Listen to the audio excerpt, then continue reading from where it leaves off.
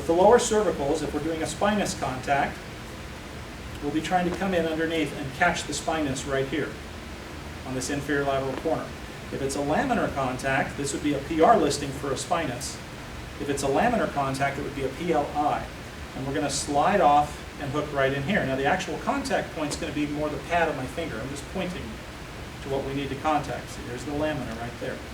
And you'll notice this has to lift up a little bit to move along the joint. So it's going to arc into position, right? That's your vector. You have to keep that in mind as you go to adjust this thing. To contact it, I'm actually going to use the distal lateral pad of the finger right about there. Slide right up underneath that spinous like that. And then our drive is going to have to lift it and set it forward. Lift it and set it forward. Okay, for lower cervicals, same seated position. We want the feet out in front, the hands palm up and relaxed in the lap. You don't have to have the toes off the ground, but just so the weight's coming off the toes. The segment that we're working on needs to be about umbilical level. Okay, so I can work upper cervicals, a little bit of bend in the knees, I can work the lower. So he's a decent position. We're going to start out with that same chin strap. What does the chin strap do? It helps us to tuck, to lift, to tilt, to rotate. It's a control position for the hand. You can use the index finger, middle, I don't care.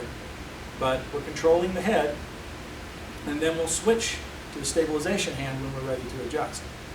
So for the lower cervicals, first thing we're going to do is we're going to tuck the chin in like this, stuffing the head over the shoulders. That's going to open those spinuses up so I can slip underneath and hook it.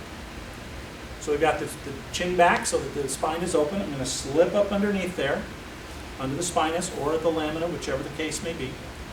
Release just enough pressure so that the spinous starts to move. What that means is the vertebra has just come out of flexion, which is where it's bumped against the subluxation. It's just come out of that position. We don't want to come too far back because then we have to lift it all the way back up again. So from flexion, we want to bring it back just until it wiggles a little, and then we'll set feet away. Making faces. All right. So just enough wiggle. Now the rest of this is lateral flexion. As the head comes over, I have to start pressing toward correction. So I'm pressing feet away, right to left. In the spinous contact, you go through the plane of the opposite eye. In the laminar contact, we go more through the bridge of the nose, middle aspect of the same side eye. So I'll show you that in a second. So as the head begins to come toward my thumb, I'm going to start pressing toward correction, and you'll see where the thumb rests right there on my hand. So this is the rat hole. Now you'll notice that I'm going to bring that pisiform in and behind this a little bit, and then I'll have to dip my elbow for whatever disc plane I'm working on. So I can lift this up and set it forward. Lift it up and set it forward. That's where we're going with this. If we're a little lower in the spine, won't need quite so much lift. Like that. And an adjustment would look a bit like this. He's got a PLS at about C6. I'm going to go ahead and contact that. Remember, this hand bends a little differently, so it's actually, when I set it, because the wrist was broken, when I set it, I twist a little too much. We want it, under ideal circumstances, to go all forward. So here I am slipping under the spinals. I'm going to relax the neck a little bit, right there. Bring the head over. Now you see I'm feeding in behind this. Got the drive side foot back a little bit, feeling for the joint, stabilizing on this side, just like that. And as I said, that wrist is weak, and so it drops just a little.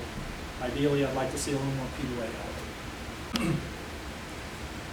Now the difference between a spinous and a laminar contact is not terribly significant. Spinous, I'm aiming more through the plane of the opposite eye. Okay?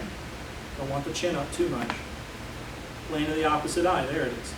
A laminar contact, that's about all the change that I would make. Spinous, lamina. With the spinous, I'm shifting my finger off of the spinous onto the lamina for the laminar contact. And I'm shifting my body a little more behind it so I can think more P2A. You'll notice my arm stays at a diagonal to the body. That way I can get through the center of the spine. When you thrust, you want to pull this in so that you can set that way. So this, you got to squash the grip under that arm.